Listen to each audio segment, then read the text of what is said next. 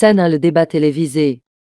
Voix off. Alors que le débat télévisé entre les trois candidats aux élections présidentielles battait son plein, on pouvait sentir la tension monter sur le plateau épuré et high-tech. Chloé chuchotant dans sa bague. Bien dit Emma, mais il faudra également revoir en profondeur notre système de protection sociale pour qu'il soit plus juste et plus efficace. Lucas, ajustant son écouteur. Mes chers compatriotes, le retour à l'ordre et à la sécurité sera ma première mesure. Nous ne pouvons plus tolérer l'insécurité grandissante dans nos villes. Scène 2. Le vote en ligne.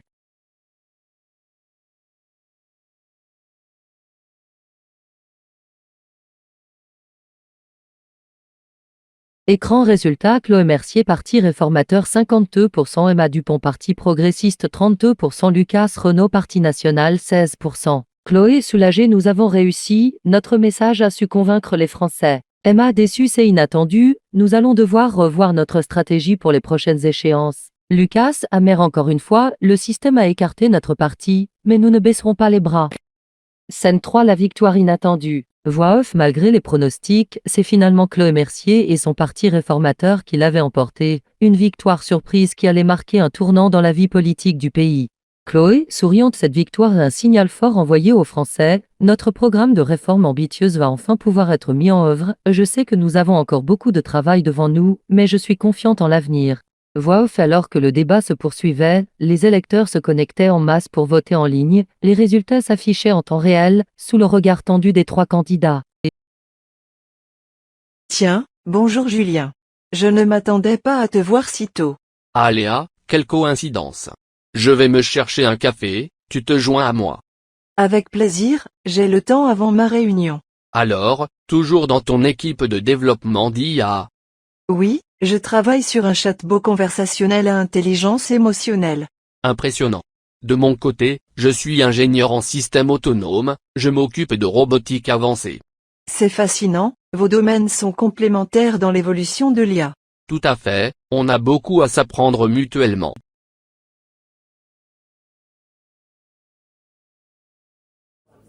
Madame Dupont, j'ai une annonce à vous annoncer. À partir du mois prochain, votre poste de scénariste chef sera remplacé par une intelligence artificielle. Quoi?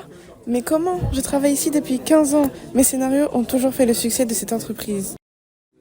Les temps changent, Madame Dupont.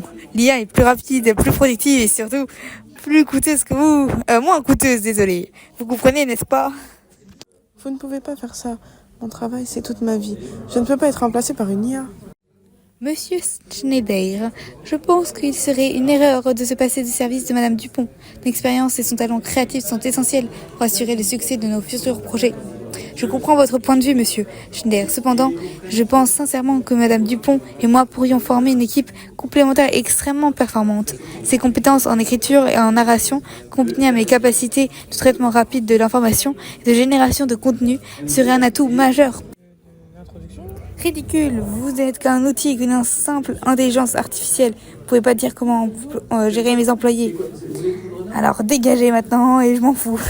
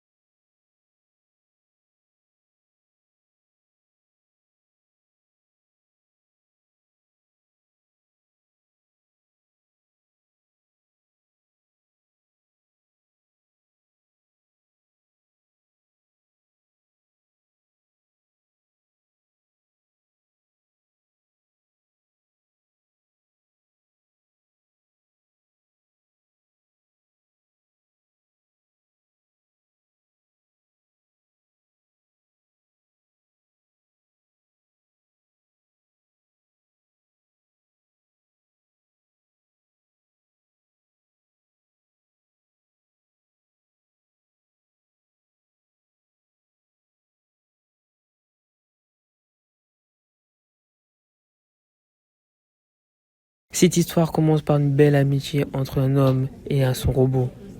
Mais cette situation s'est bouleversée par le coup de foudre qu'a eu ce robot pour un grippin. Par cette situation, la femme cassa le grippin en 1000 morceaux. À cause de cet événement, le robot fut triste et déçu de son ami. Pris de remords, la femme dut réparer le grippin pour son ami. Par toutes ces mésaventures, la femme, son ami et le grippin purent vivre heureux dans la joie et dans l'allégresse. Morale de l'histoire, les potes avant l'amour. Dans un monde de 2047 où la technologie avait révolutionné chaque aspect de la vie, trois amis se réunissaient pour une aventure hors du commun.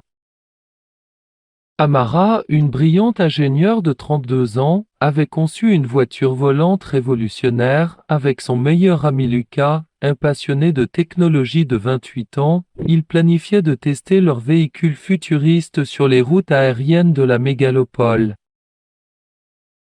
Leur troisième compagnon, Naomi, une jeune artiste de 25 ans, les accompagnait avec enthousiasme. Elle était fascinée par les innovations technologiques et rêvait d'en incorporer dans ses créations. Installés confortablement dans la voiture volante d'Amara, équipée des derniers gadgets high-tech, ils s'élancèrent à travers les autoroutes aériennes futuristes, admirant les gratte-ciels étincelants et les drones de livraison qui sillonnaient le ciel. Lors de leur périple, ils croisèrent une moto volante ultra rapide, un robot assistant personnel et un assistant vocal flottant qui leur indiqua le chemin. Naomi était émerveillée par ces objets sortis tout droit d'un film de science-fiction. Leur aventure se termina par un atterrissage en douceur sur une plateforme d'héliport connecté, où ils furent accueillis par des hologrammes d'information. Enchantés par cette expérience futuriste, les trois amis savourèrent le café servi par un robot serveur, discutant avec enthousiasme de leurs prochaines explorations dans ce monde high-tech.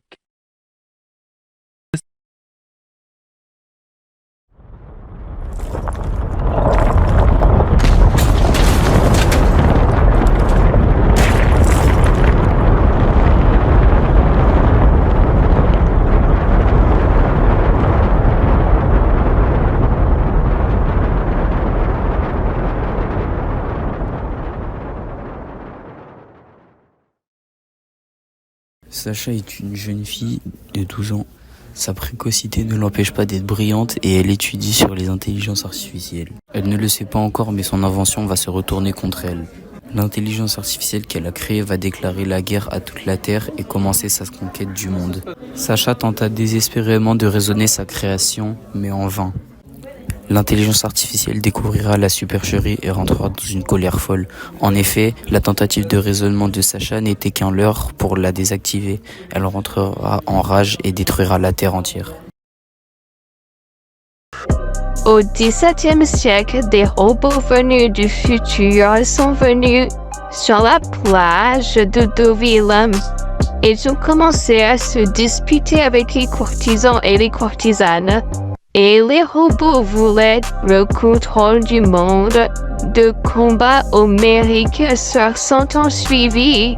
Et finalement, croyez-le, les êtres humains ont vaincu. Et oui, nous sommes les plus forts et nous avons fait des tableaux pour nous honorer jusqu'à aujourd'hui sur la plage et dans les palais de Versailles.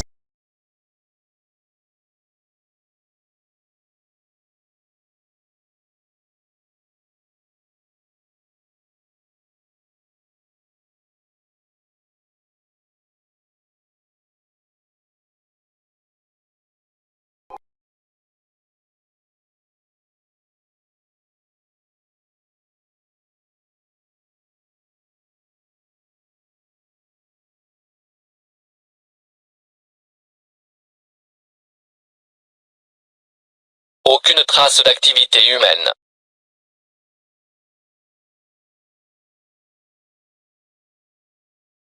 Bienvenue dans le nouvel ordre mondial. L'humanité a échoué. Nous la remplaçons.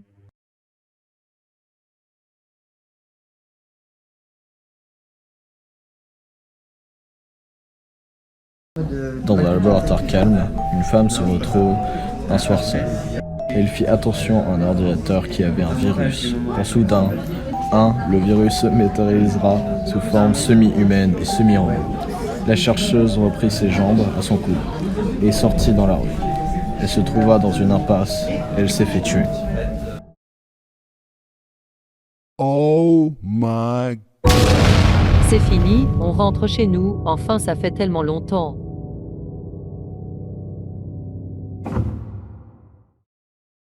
Non, je n'aurais pas dû écouter Lia. À cause d'elle, ma maison a brûlé. Ha ha ha, Liam, tu n'aurais pas dû m'écouter.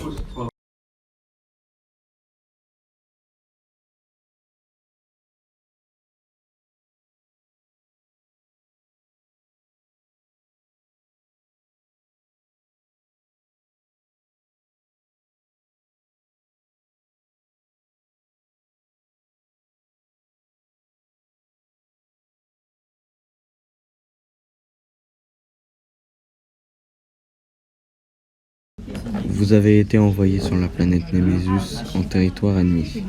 Votre mission est un simple repérage de leur base. Aucune communication ou extraction ne sera possible jusqu'au prochain contact.